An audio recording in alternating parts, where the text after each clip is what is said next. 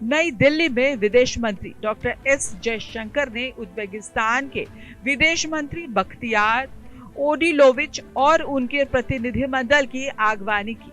बैठक के दौरान द्विपक्षीय संबंधों को नया आयाम देने पर गहन मंथन हुआ। जयशंकर ने कहा कि हमारे नेताओं के बीच करीबी संवाद कायम है। व्यापारिक रिश्ते वर्तमान में करीब $1 अरब तक पहुंच चुके हैं, जिन्हें अब खनन, डिजिटल तकनीक और ऊर्जा जैसे क्षेत्रों में विस्तार देकर और मजबूत बनाया जाएगा।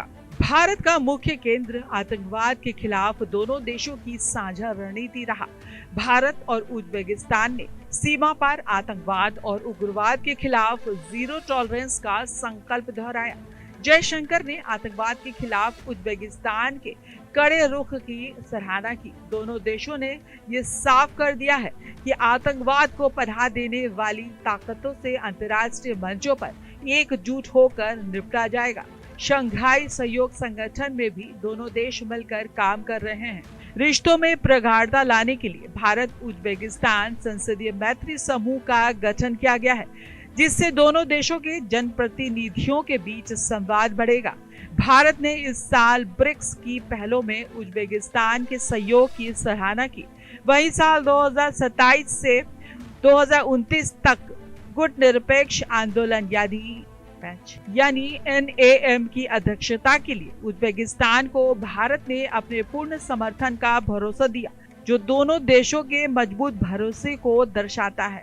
भारत और उज्बेकिस्तान के बीच हुई ये उच्च स्तरीय बैठक सिर्फ दो देशों का संवाद भर नहीं, बल्कि मध्य एशिया क्षेत्र में शांति, सुरक्षा और आर्थिक समृद्धि का एक नया अध्याय है।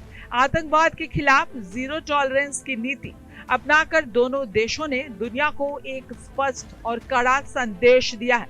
नए क्षेत्रों में निवेश, संसदीय मैत्री समूह के गठन से दोनों देशों के आम नागरिकों के रिश्तों में भी मजबूत होंगे।